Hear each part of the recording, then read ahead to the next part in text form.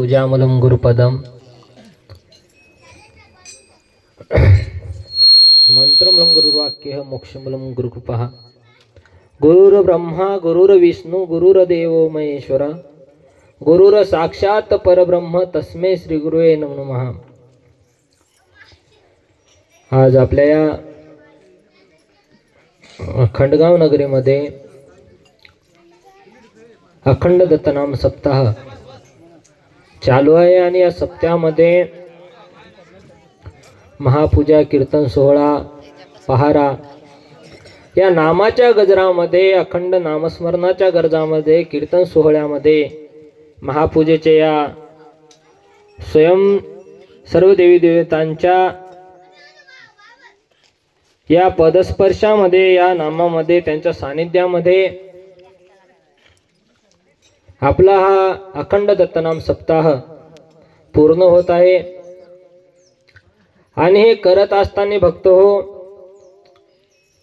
आयुष्यात येऊन काय केलं पाहिजे, आयुष्य आपल्याला कशासाठी दिलेलं आहे आणि हे आयुष्य दिल्याच्या नंतर हे पुन्हा पुन्हा आपल्याला आयुष्य मिळेल का, पुन्हा पुन्हा आपल्याला प्रत्येक जन्मामध्ये देवदेव घडेल का, परमार्थ घडेल का। संसार तर प्रत्येकच योनीमध्ये देवाने आपल्याला लावलेला आहे। कोण्याही योनीला जा, तुम्ही कुत्र्याच्या योनीला जा, मांजराच्या योनीला जा, पशुच्या कोणत्याही योनीला जा, कोणत्याही योनीमध्ये संसार घातलेला आहे, पण परमार्थ फक्त एकाच योनीमध्ये मनुष्याला दिलेला आहे, तो म्हणजे मनुष्य योनीमध्ये। आणि मनुष्य योनीमध्ये आल्याच्या नंतर परमार्थ जर केला नाही तर हा देह व्यर्थ गेला भक्त हो। आणि हे देह व्यर्थ जाऊ नये म्हणून ही परमार्थाची जोड आपल्याला देवाने लावून दिलेली आहे, गुरु महाराजांनी लावून दिलेली आहे। आणि देवाकडे जाण्यासाठी गुरु मार्ग हा आपल्या सर्वांना दिलेला आहे। आणि देवाकडे जायचं असेल तर प्रथम गुरु करावा लागतो। आणि त्याच्यासाठी जेव्हा जेव्हा आपण गुरु करसाल त्यावेळेस गुरु केल्याच्या नंतर गुरु महाराज आपल्याला परमार्थाकडे जाण्यासाठी नाम देतात। आणि नाम दिल्याच्या नंतर आपण त्या नामाचं नामस्मरण केला तर नक्कीच या जीवाचा उद्धार झाल्याशिवाय या ठिकाणी राहणार नाही भक्त हो। म्हणून त्या नामाचं नामस्मरण करणं या मनुष्य देहाला आल्याच्या नंतर परमार्थ आणि प्रपंच साधिले दोन्ही तयाशी निर्वाणी सुख होई।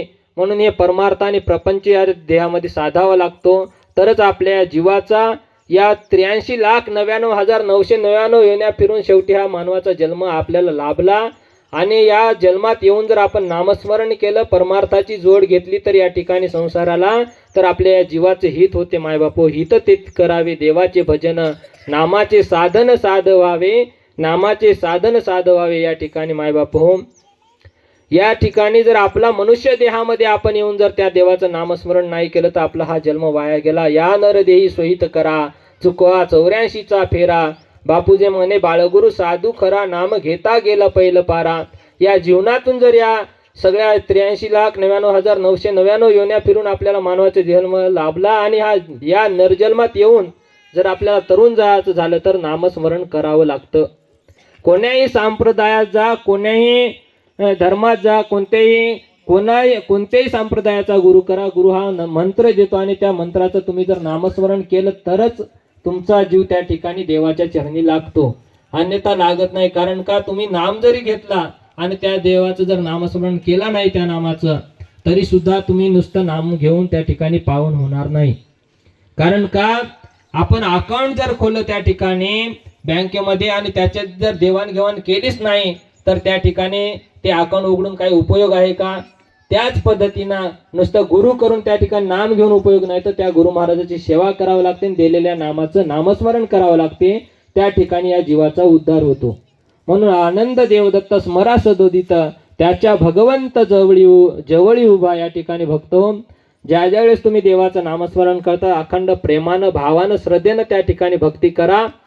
आणि ज्या वेळेस तुम्ही या षडविकाराच्या विरहित होऊन, वासनेच्या विरहित होऊन या संसारात असूनही नसावे, आणि संसारात असून नसावे म्हणजे संसार काय सोडून द्यायचा नाही, संसारात असून सुद्धा त्या देवाच्या नामासाठी त्या देवासाठी जर विलप्त होऊन त्या देवाची भक्ती केलात तर या ठिकाणी तुमच्या जीवाचा उद्धार नक्कीच झाल्याशिवाय राहणार नाही। म्हणून गुरु महाराज एके ठिकाणी सांगतात की बाबा, पूर्वीची पुण्याई आली फळाला, म्हणून मानव देह मिळाला तुम्हाला, करून घ्यावं सार्थक गमावू नका व्यर्थ करुणी करुणी पहावा विचार करुणी करुणी पहावा विचार. हा जन्म आपल्या पूर्वीच्या पुण्याईमुळे लाभलेला आहे आणि या मनुष्य जन्मात येऊन एका जन्मात येऊन जीवाचा उद्धार होत नाही बघतो एका मनुष्य देहाला येऊन.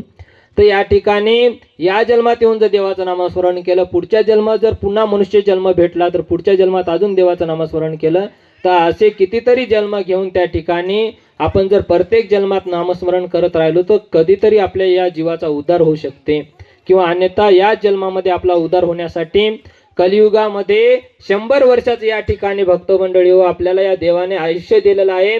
आणि पहिले 60,000 वर्ष अनुसया मातेनं त्या ठिकाणी तपश्चर्या केली आणि 60,000 वर्षे तपश्चर्या केल्याच्या नंतर त्यांना देव प्रसन्न झाले. दत्त महाराज त्यांच्या ओंजुळीत खेळले जैसे ओंजुळीतील नीर कमी होतच आहे जर जर तैसे आयुष्य सत्वर गेल्या फिरून न येऊ जा.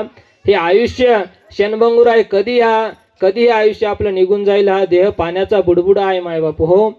हा जन्म कधी आपला हा प्राण या देहातून कधी निघून जाईल काही सांगता येत नाही. म्हणून घडी घडी नामस्मरण करा. सर्व पर्व काळ दत्त दत्त वाचे अनेक सायासाचे मूळ खुंटे. या ठिकाणी कोणतेही सायास न करता कोणतेही कष्ट नाही सोपा मंत्र आहे. आणि दत्त दत्त म्हणा. दत्त दत्त नुसतं म्हणलं तरी द म्हणजे देणारा त म्हणजे तारणारा या दोन्हीपैकी जर आपण नुसतं दत्त दत्त म्हणत राहिला तर तुमच्या जीवाचा उद्धार होऊन जातो. फक्त त्याच्यासाठी तुमचा भाव तुमची श्रद्धा या ठिकाणी तुमचं प्रेम देवावर असणं गरजेचं आहे. भावाशिवाय देव पावत नाही. तुम्ही किती जरी वरवर भक्ती केला तरी देव तुम्हाला पावत नाही. आपण देवाला आलो नुसतं पाया पडलो लोकाय देखत गेलो गुरु महाराजाचं दर्शन घेतलं जमत नाही. त्या गुरु महाराजावर प्रेम पाहिजे श्रद्धा पाहिजे आपुलकी पाहिजे तेव्हा ते गुरु महाराज आपल्याला प्रसन्न होतं. ती सेवा आपल्याला प्रसन्न होते. देव आपल्याला प्रसन्न होतो. नंतर या जीवाचं कुठंतरी आपल्या हित व्हायला सुरुवात होते. बघा इतकं या ठिकाणी आपल्याला या ठिकाणी सांगलेलं आहे. षडविकारा विरहित जीवन जगणं मरणाच्या आधी मरून या मनुष्य जन्माला आल्याच्या नंतर आपण देवदेवात जरी राहिलो तरी या संसारात आल्याच्या नंतर आपल्या अंगी अहमपणा राहतो मीपणा राहतो. हा मीपणा जोपर्यंत आपल्या शरीरातला जाणार नाही तोपर्यंत त्या ठिकाणी सद्गुरूची प्राप्ती होणार नाही देवाची प्राप्ती होणार नाही. गर्व अहंता सोडून शरण जा सद्गुरुनाथा गुरु करील कृपा दृष्टी तेव्हा दूर होईल वेता. निर्गुण निराकार नांदतो निर्शून्य सदनी सद्गुरु ऐसा देव पाहता नाही त्रिभुवने. सद्गुरु ऐसा देव पाहता नाही त्रिभुवने. या जीवनाची व्यथा या संसाराची कथा जर या ठिकाणी संपून जावाशी वाटत असेल तर या ठिकाणी देवाचं एकमेव नामस्मरण गरजेचं आहे बघतो. आणि ते नामस्मरण भावाने श्रद्धेने आणि प्रेमाने त्या ठिकाणी करा. तुमच्या जीवाचाही उद्धार होतो तुमचा संसारही सुखानं होतो आणि परमार्थही सुखाने त्या ठिकाणी होतो. पण हे करत असताना आपलं मन कुठंतरी त्या ठिकाणी समाधान पाहिजे आणि जिथं समाधान आहे तिथंच त्या ठिकाणी दया क्षमा शांती तेथे देवाची वस्ती. नुसतं मन समाधान करूनही चालणार आहे. त्या ठिकाणी प्रत्येक मनुष्याच्या अंगी मनुष्य जन्माला आल्याच्या नंतर माणूस होऊन या ठिकाणी वागलं त्या ठिकाणी प्रत्येकाच्या अंगामध्ये दया क्षमा शांती याचा जोपर्यंत वास होणार नाही तोपर्यंत देवाची प्राप्ती होणार नाही. तोपर्यंत देवाचा वास आपल्या या घरामध्ये आपल्या या गावामध्ये या ठिकाणी होणार नाही भक्तो. म्हणून या ठिकाणी देवाचं भजन करा नामस्मरण करा गुरुसेवा करा. गुरुसेवा केल्याशिवाय या ठिकाणी तुम्हाला मार्ग पुढचा सापडणार नाही. कारण का गुरुसेवा घडी जाशी काळ दंडे नाथ याशी अंती जाय मोक्ष पदाशी गुरुचे स्मरण केली या. म्हणून या ठिकाणी गुरुचं स्मरण करावं लागतं. अंती जर मोक्ष पदाला जायचं असेल तर तुम्ही नक्कीच गुरुसेवा प्रेमाने भावाने श्रद्धेने करा. संतांवर विश्वास ठेवा. संतांच्या संगतीमध्ये राहा. संतांची संगत सुख करी संसारी वाया येरझारी शिन नको. जर या जीवनाची वाया येरझार जर आपण इकडं तिकडं न भरकटता तिकडच्या विचारात न भ्रमण करता ज्या वेळेस तुम्हाला वेळ असेल त्यावेळेस कोण्याही गुरु महाराजांच्या सानिध्यात जर जाऊन आपण राहिलात तर त्या ठिकाणी आपल्या कानावर 2 शब्द नामाचे देवाचे त्या ठिकाणी पडतील आणि आपला हा जीव त्या ठिकाणी नामस्मरणाला लागल आणि त्या गुरु महाराजाच्या सेवेला लागल. तोपर्यंत आपला हा जीव या ठिकाणी लागणार नाही नामस्मरणाला. आणि एवढंही करत असताना कलियुगामध्ये 100 वर्षाचं आयुष्य दिलेलं आहे आणि हे आयुष्य जगत असताना या ठिकाणी सर्व साधन साधून या ठिकाणी संसार करून परमार्थ सुद्धा करून या ठिकाणी जर आपण परमार्थात राहून जर त्या ठिकाणी देवाचं नामस्मरण केला तर हा आयुष्य नक्कीच या ठिकाणी आपलं पावन होऊन गुरु महाराज चरणी आपल्या सर्वांना जागा भेटते. भक्तो एक सूचना आहे तुम्हा सर्वांना.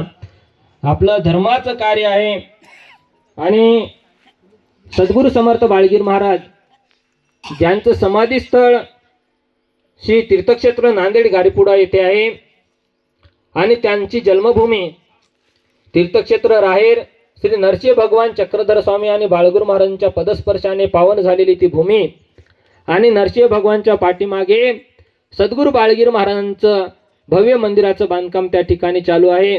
जसं स्वामी समर्थ महाराज होऊन गेले, गजानन महाराज होऊन गेले, त्या ठिकाणी साईबाबा होऊन गेले, बाळूमामा होऊन गेले, त्या ठिकाणी असे थोर संत आनंद संप्रदायामध्ये ज्ञानेश्वर माऊली होऊन गेले, त्यांच्यासारखे थोर संत आनंद संप्रदायामध्ये सद्गुरू बाळगीर महाराज होऊन गेले भक्तो. आणि त्यांना शहादत्ताचे अवतार स्वामी माझा बाळगुरू असं म्हटलं जातं. त्यांचा स्वयं शहादत्ताचा अवतार या ठिकाणी होऊन गेला आणि हे दत्तनामाचा प्रचार त्यांनी प्रत्येक गावागावात जाऊन त्या ठिकाणी केला भक्तो.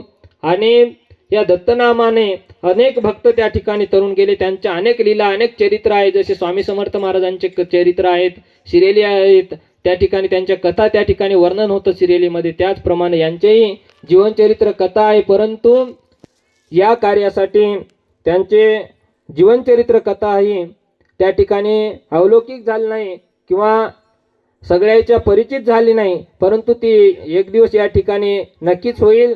आणि त्यांच्या त्या जन्मभूमीमध्ये माहेर गावीमध्ये नरसिंह भगवानांच्या पाठीमागे त्यांचं बाळगुरू महाराजांचं भव्य मंदिराचं बांधकाम चालू आहे. आणि त्या मंदिराच्या बांधकामानिमित्त, मूर्तिस्थापने, कळस्थापनेनिमित्त 2028 मध्ये अजून 2 वर्षानंतर मार्च महिन्यामध्ये भव्य कथेचं त्या ठिकाणी आयोजन केलेलं आहे. श्रीमद भागवत कथा, दत्तकथा, बाळगुरू महाराज जीवनचरित्र कथा. आणि हे सांगणारे प्रवक्ते आहेत ज्यांच्या वाणीतून आपण कथा श्रवण करणार आहोत. ते म्हणजे आंतरराष्ट्रीय स्थळावरचे संत श्री धीरेंद्र शास्त्री बाबा वागेश्वर धाम यांच्या वाणीतून आपल्याला ही कथा श्रवण करण्यास मिळणार आहे भक्त हो. आणि एवढेच नव्हे तर या ठिकाणी त्या कार्यक्रमाला सर्व संप्रदायातून साधू संत मंडळी उपस्थित राहणार आहे. वारकरी संप्रदाय असो, शिव संप्रदाय असो, महानुभवपंत संप्रदाय असो, आनंद संप्रदाय असो, प्रत्येक संप्रदायातील साधू संत मंडळीला त्या ठिकाणी निमंत्रण देऊन बोलवण्यात येणार आहे. एवढेच नव्हे तर जगद्गुरू नरेंद्राचार्य नानिजधाम हे सुद्धा त्या ठिकाणी येणार आहेत. आणि जगद्गुरू राजनदासजी महाराज मल्लिकार्जुन मलिकपीठ वृंदावन हे सुद्धा त्या ठिकाणी त्या कार्यक्रमाला येणार आहेत. योगासनाचे रामदेव बाबा त्या ठिकाणी, रामदेव बाबा सुद्धा त्यांचं सुद्धा योगासनाचं एक दिवस त्या ठिकाणी ठरलेलं आहे. ते सुद्धा त्या कार्यक्रमाला आवर्जून उपस्थित राहणार आहेत. आणि एवढेच नव्हे तर 2027 मध्ये नाशिक येथे कुंभमेळा होणार आहे आणि तेथील साधू संतांना देखील त्या ठिकाणी निमंत्रित करण्यात येणार आहे. असा भव्य सोहळा, असे आंतरराष्ट्रीय स्थळावरचे संत आपल्या राहेर नगरी, तालुका नायगाव, जिल्हा नांदेड या ठिकाणी 2028च्या मार्च महिन्यामध्ये त्या ठिकाणी असा हा सप्ताह भरपूर हजारो संतांच्या उपस्थितीमध्ये आणि 8 ते 10 लाख भक्तांच्या उपस्थितीमध्ये हा सोहळा त्या ठिकाणी पार पडणार आहे. आणि त्याची तयारी, त्याचं नियोजन या ठिकाणी आता चालू झालेलं आहे. आणि त्या नियोजनासाठी आम्ही प्रत्येक गावागावामध्ये जाऊन सर्व गावकरी मंडळींच्या, भक्त मंडळींच्या त्या ठिकाणी सर्व सद्भक्तांच्या भेटीगाठी घेऊन ते नियोजन त्यांना सांगून त्या ठिकाणी त्या कार्यक्रमाच्या सेवेसाठी तुमच्या सर्वांची या सेवेची गरज आहे. तुमच्या सर्वांच्या देणगीची त्या ठिकाणी गरज आहे. आणि तुम्हाला त्या ठिकाणी जी काही तुम्हाला सेवा दिल्या जाईल तुमच्या गावाला, तुमच्या आजूबाजूच्या जरी गावातील भक्त मंडळी त्या ठिकाणी आली असेल तरी त्यांनी सुद्धा ही सेवा, एवढा संत मंडळींची सेवा या ठिकाणी, या सेवेला विसंबून राहू नका. कारण का एवढाले थोर संत आपल्या भागामध्ये पहिली वेळेस या ठिकाणी येत आहेत. आणि एवढा मोठा सोहळा, एवढा मोठा हा कार्यक्रम पुन्हा पुन्हा या भागामध्ये होणे शक्य नाही भक्त हो. आणि हा कार्यक्रम आपल्या सर्वांचा आहे. कारण कार्यक्रम का एका गुरुचा, एका संप्रदायाचा असा मर्यादित नाही भक्त हो. हा कार्यक्रम सकळ हिंदू धर्माचा आहे. म्हणून सकळ हिंदू धर्मातील भक्तांनी हा धर्माचा कार्यक्रम समजून, हा तुमचा कार्यक्रम समजून या ठिकाणी तुमच्या लेकराचा, तुमच्या गुरु महाराजाचा कार्यक्रम समजून सगळ्यांनी प्रतिष्ठित सर्व लहान थोर मंडळींनी त्या ठिकाणी त्या कार्यक्रमाला आवर्जून उपस्थित राहून जे तुमच्या गावाला सेवा दिली जाईल त्या सेवेला तत्पर राहून या ठिकाणी एवढी सेवा त्या ठिकाणी आपल्याला करायची आणि एवढ्या साधू संतांचे दर्शन आपल्याला त्या ठिकाणी घडणार आहेत. मायबापो, आपण किती लांब जा, किती प्रयागराजला जा, काशीला जा, कुठेही जा, त्या ठिकाणी आपल्याला एवढ्या संतांचे दर्शन एकदाच होणार नाहीत भक्त हो. आणि एवढ्या संतांचे दर्शन आपल्या इथं जवळ आपल्या परिसरामध्ये आपल्याला घडणार आहेत. त्यांची सेवा घडणार आहे, अन्नदान घडणार आहे, नामस्मरण घडणार आहे भक्त हो. एवढा सोहळा, कारण याच्यामध्ये फक्त कथाच नाही तर त्या ठिकाणी कीर्तन सोहळा, मोठमोठाले कीर्तनकार त्या ठिकाणी शिवसंप्रदायातील, वारकरी संप्रदायातील, मालव पंथातील, आनंद संप्रदायातील, सर्व संप्रदायातील, प्रत्येक संप्रदायातील कीर्तनकार त्या ठिकाणी होणार आहेत, प्रवचन होणार आहेत. आणि एवढेच नव्हे तर त्या ठिकाणी 108 कुंडी दत्त महायज्ञ, विश्वशांती दत्त याग यज्ञ त्या ठिकाणी होणार आहे. आणि त्या यज्ञाला सुद्धा ज्या कोणा भक्तांना बसायचं असेल त्यांनी नोंदणी करा. आणि त्या ठिकाणी एवढेच नव्हे तर 1028 भक्तांचं त्या ठिकाणी गुरुचरित्र पारायण होणार आहे. त्याच्यासाठी जरी कोणाला बसायचं असेल त्यांनी सुद्धा नाव नोंदणी करा. आणि एवढेच नव्हे तर बाळगुरु महाराज जीवनचरित्र ग्रंथ पारायण त्या ठिकाणी 1028 भक्तांचं होणार आहे. त्याच्यासाठी जरी कोणाला बसायचं असेल पारायणाला त्यांनी नाव नोंदणी करा. आणि ग्रंथराज ज्ञानेश्वरी पारायण त्या ठिकाणी होणार आहे 1028 भक्तांचं. त्याला जरी त्या पारायणाला जरी कोणाला बसायचं असेल त्यांनी सुद्धा नाव नोंदणी करा. आणि 1028 भक्तांचा त्या ठिकाणी अखंड दत्तनाम पहारा होणार आहे. आपण 128 भक्तांचा बघितला असेल किंवा आपल्या गावामध्ये आपण 10-15 भक्तांचा सुद्धा सोहळा पहारा बघितला असेल, पण 1028 भक्तांचा अखंड दत्तनाम पहारा त्या ठिकाणी होणार आहे. असा सोहळा आणि 108 सभाखंडी तांदूळाची महापूजा होऊन या कार्यक्रमाची सांगता होणार आहे. बघतो असा सोहळा पुन्हा पुन्हा होणे नाही, म्हणून सर्वांनी आपल्या धर्माचा कार्यक्रम समजून. आणि मेन महत्त्वाचा मुद्दा म्हणजे आपल्या या सर्वच भागातील त्या ठिकाणी तरुण मंडळी व्यसनाधीन होत आहे. त्यांना धर्माचं काम दाखवण्यासाठी, धर्माच्या कार्याकडे वळवण्यासाठी, त्यांच्यामध्ये परिवर्तन होण्यासाठी, व्यसनाधीनतेमधून परिवर्तन होण्यासाठी, या षड्विकारामधून बाहेर पडण्यासाठी एकमेव त्या ठिकाणी हे धर्माचं कार्य म्हणून त्या ठिकाणी होणार आहे. कट्टर हिंदू धर्माचे समर्थक असणारे श्री धीरेंद्र शास्त्री बाबा वागीश्वरधाम हे त्या ठिकाणी येणार आहेत. फक्त एकमेव आपल्या तरुण मंडळीला या ठिकाणी धर्माच्या कार्याकडे वळवण्याकरता, या षड्विकारातून बाजूला काढून धर्माचं कार्याचं जे काही माहिती त्या ठिकाणी सांगणार आहेत, याच्यातून आपल्या तरुण मंडळीत परिवर्तन होणार आहे, व्यसनाधीनतेमधून परिवर्तन होणार आहे. एवढंच नव्हे तर शिवचरित्र कथाकार सुद्धा त्या ठिकाणी येणार आहेत. आणि जे जे धर्माचं कार्य आहे ते तुम्हाला सांगणार आहेत. भक्तो, मायबापाची सेवा करा, गुरुची सेवा करा, देशाची सेवा करा.